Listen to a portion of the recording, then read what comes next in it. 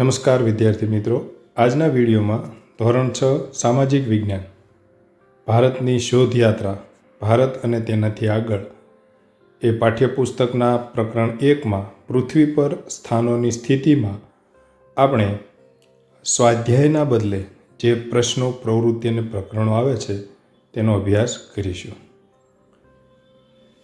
પ્રશ્ન 1.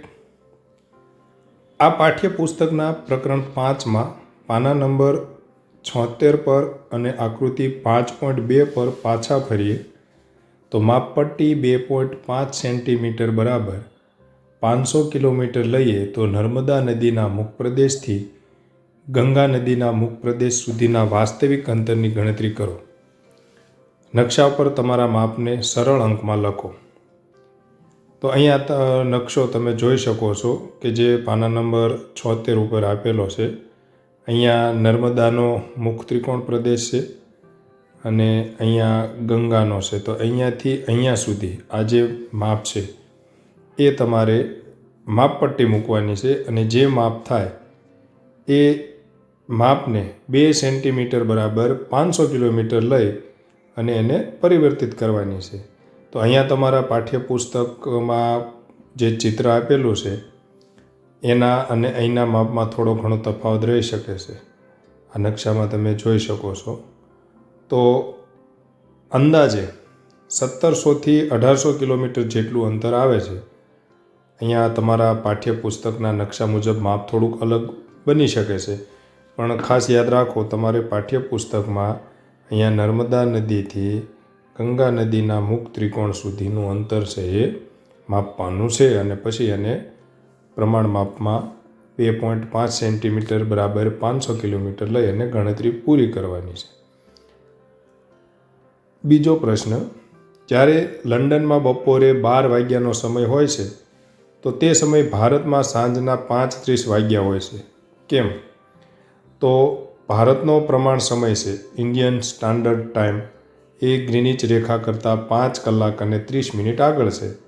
તેથી લંડનમાં બપોરે 12 વાગ્યા હોય તો ભારતમાં સાંજના 5:30 વાગ્યા હોય છે. 3.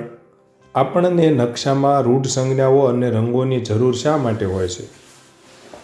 તો નકશામાં વિવિધ સ્થળો, રસ્તાઓ, નદીઓ, પર્વતો, રેલવે વગેરેને દર્શાવવા પૂરતી જગ્યા ન હોય અને એને દોરવું અઘરું છે. રૂઢ સંજ્ઞાઓ અને રંગો વાપરવાથી નકશો સમજવા અને વાંચવામાં સરળતા રહે છે. નકશા ઉપર ઓછી જગ્યામાં વધુ માહિતી અને વિગતો દર્શાવી શકાય છે. એટલા માટે આપણે રૂઢ સંજ્ઞા અને રંગોનો ઉપયોગ કરીએ છીએ. 4. તમારા ઘર અથવા શાળાની આજુબાજુમાં શું શું આવેલું છે તે શોધો. તો અહીંયા તમારે તમારા ઘરની આસપાસ જે આવેલું છે તેની નોંધ કરવાની છે. તમારા ઘરની આજુબાજુમાં શાળા હોય, પંચાયત ઘર હોય, પોસ્ટ ઓફિસ હોય, પાણીની ટાંકી હોય, કોઈ મુખ્ય રસ્તો હોય, દુકાન હોય, તો ઘર અથવા શાળાની આજુબાજુમાં આ રીતે નોંધ કરવાની થશે. 5. સ્થાનિક સમય અને પ્રમાણ સમય વચ્ચે શું તફાવત છે? જૂથમાં ચર્ચા કરી અને પછી દરેક જૂથ 100થી 150 શબ્દોમાં લખે, પછી જવાબોની તુલના કરે.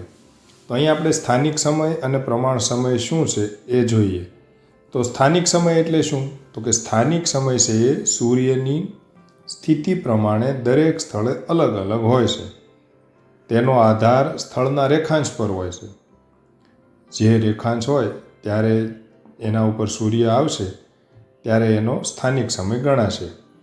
રેખાંશ બદલાતા જ સ્થાનિક સમય બદલાઈ જાય છે. જ્યારે પ્રમાણ સમય છે એ આખા દેશ માટે એક સરખો રાખવામાં આવે છે. તે મોટાભાગે દેશની મધ્ય ભાગમાંથી પસાર થતા કોઈ એક મુખ્ય રેખાંશ આધારે નક્કી થાય છે. ભારતમાં 82.30 પૂર્વ રેખાંશના આધારે નક્કી કરવામાં આવ્યો છે. તો આગળનો પ્રશ્ન 6. દિલ્હી અને બેંગ્લોરના અક્ષાંશ ક્રમશઃ 29 ઉત્તર અને 13 ઉત્તર અક્ષાંશ છે. તેમના રેખાંશ લગભગ સમાન હોય છે. 77 પૂર્વ તો બંને શહેરો વચ્ચેના સ્થાનિક સમયમાં કેટલો તફાવત હશે? તો અહીંયા અક્ષાંશ છે એ અલગ છે અને રેખાંશ છે એ સમાન આપેલા છે. તો દિલ્હી અને બેંગ્લોર એ સમાન રેખાંશ ઉપર લગભગ આવેલા હોવાથી બંનેના સ્થાનિક સમયમાં કોઈ તફાવત નથી. સમય છે એ રેખાંશના આધારે નક્કી થાય છે, અક્ષાંશના આધારે નહીં. અક્ષાંશ અલગ અલગ હોય તો સમયમાં કોઈ તફાવત હશે નહીં. 7. નીચેના વિધાનો પર ખરા કે ખોટાનું ચિહ્ન કરો અને તેને 1-2 વાક્યમાં સમજાવો. તો અહીં આપણે જોઈએ, પહેલું છે અક્ષાંશની તમામ સમાંતર રેખાઓની લંબાઈ એક સરખી હોય છે. તો અક્ષાંશ એટલે પૃથ્વીના ગોળા ઉપર આડી લીટીઓ જે કાલ્પનિક છે અને આપણે અક્ષાંશ કહીએ છીએ. તો એ તમામ સમાંતર રેખાઓની લંબાઈ સરખી હોય છે. તો ખોટું છે. વિષુવવૃત્ત સૌથી લાંબુ અક્ષાંશ છે અને જેમ જેમ ધ્રુવો તરફ જઈએ તેમ તેમ લંબાઈ ઘટતી જાય છે. આપણા પૃથ્વીનું ગોળ રાઉન્ડ હોય તો વિષુવવૃત્ત છે એ મોટું હોય છે, પછી ઉપર જતાં જતાં નાનું, અને ધ્રુવ ઉપર તો એ માત્ર ટપકું જ રહે છે. તો આ વિધાન છે એ ખોટું છે અને આ રીતે આપણે એની સમજૂતી આપી શકીએ. 2. રેખાંશની રેખાઓની લંબાઈ વિષુવવૃત્ત કરતાં અડધી હોય છે. તો આ વિધાન પણ ખોટું છે. રેખાંશ અને વિષુવવૃત્ત સાથે કોઈ સમાનતા કે સંબંધ છે નહીં, પણ બધી જ રેખાંશ રેખાઓની લંબાઈ એક સમાન હોય છે, કારણ કે તે ઉત્તર ધ્રુવથી દક્ષિણ ધ્રુવ સુધી જોડાયેલી હોય છે. આગળ, દક્ષિણ ધ્રુવના 90 દક્ષિણ અક્ષાંશ છે. દક્ષિણ ધ્રુવ એટલે 90 દક્ષિણ અક્ષાંશ છે. તો આ વિધાન સાચું છે. પૃથ્વીના એકદમ દક્ષિણ છેડે આવેલા બિંદુને 90 દક્ષિણ અક્ષાંશ કહેવામાં આવે છે. આસામમાં સ્થાનિક સમય અને IST એક જ છે. IST મતલબ ભારતીય પ્રમાણ સમય, ઇન્ડિયન સ્ટાન્ડર્ડ ટાઈમ.